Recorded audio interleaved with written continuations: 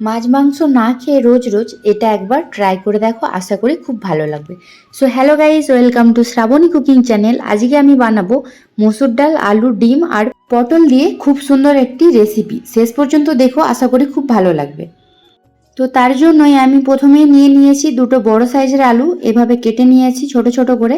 4টে কাঁচা লঙ্কা নিয়েছি, আর একটা পটল নিয়েছি, 3টে ডিম।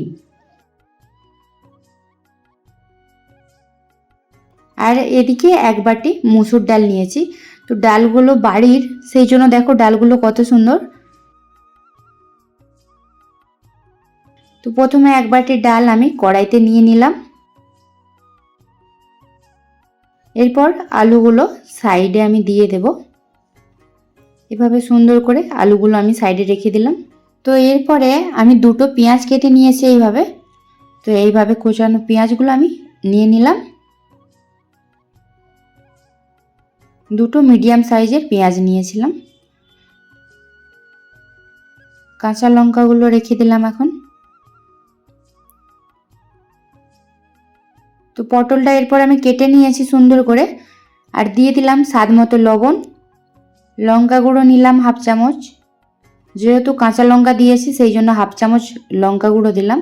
আর দিয়ে দিলাম 1/2 চামচ হলুদ গুঁড়ো, 1/2 চামচ জিরে গুঁড়ো।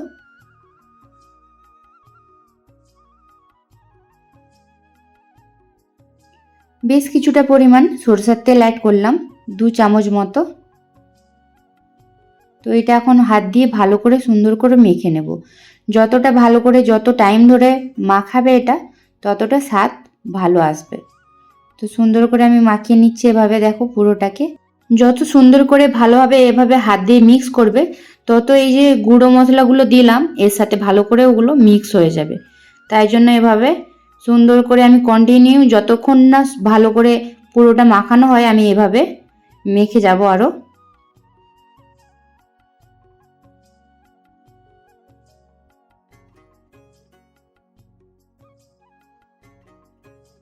কাঁচা লঙ্কাগুলো তোমরা চাইলে কুচিয়ে দিতে পারো, আমি গোটাই রেখেছি।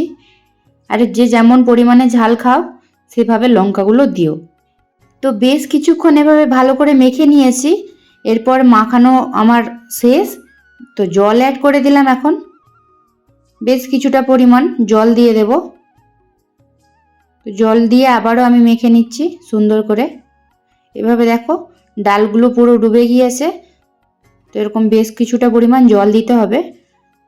আর এটাকে এখন আমি গ্যাসে দিয়ে দিলাম ওভেনে, মিডিয়াম ফ্লেমে এটা আমি এখন সেদ্ধ করে নেব। চলো ঢাকনা দিয়ে দিই। তো এটা এখন এদিকে সেদ্ধ হোক। কিছুক্ষণ পর দেখো এখন ডালটা আশা করি অনেকটাই সেদ্ধ হয়ে গিয়েছে। তো চলো দেখা যাক, খুন্তিটা দিয়ে একবার দেখে নিই ডালটা কতটা সেদ্ধ হয়েছে। এই রেসিপি অবশ্যই বাচ্চা থেকে বড় সবাইয়ের জন্য, আর সবাই খেতে পারবে। আর ডাল তো খাওয়া খুবই ভালো স্বাস্থ্যের পক্ষে। দেখো ডালটা অনেকটাই সেদ্ধ হয়ে গিয়েছে। আলুগুলোও তোমাদের দেখাচ্ছি, দাঁড়াও কেমন সিদ্ধ হয়েছে। এই দেখো ডালগুলো কত সুন্দর ঘাঁটা হয়ে গিয়েছে। তো দেখো আলুটা তোমাদের দেখাচ্ছি, আমি হাত দিয়েই দেখাচ্ছি তোমাদের। এই দেখো একবারে সেদ্ধ হয়ে গেছে আলুটা ভালো করে। যতক্ষণ না এভাবে সেদ্ধ হয় ততক্ষণ তোমরা সেদ্ধ করে নেবে ঢাকনা দিয়ে। তো এরপরে আমি ডিম দিয়ে দিলাম এতে। 3টে ডিম রেখেছিলাম, 3টে ডিমই দিয়ে দেব, 2টো দিলাম, এইটা হলো নিয়ে 3টে। তো 3টে কাঁচা ডিম আমি দিয়ে দিলাম এভাবে ডালের ওপরে। কাঁচা ডিমগুলো দেওয়ার পরে আমি আবারও ঢাকনা দিয়ে নেব এখন। চলো এদিকে এটা সেদ্ধ হোক, আর এদিকে আমি তেলটা গরম করে 2টো শুকনো লঙ্কা দিয়ে দিলাম, 1/2 চামচ মতো গোটা জিরে। তো এটা এখন একটু ভেজে নেব। কিছুক্ষণ ভাজার পরে আমি বেশ কিছুটা পরিমাণ রসুন কুচি দিয়ে দিলাম, 5-6টা কোয়া আমি এরকম দিয়ে দিলাম।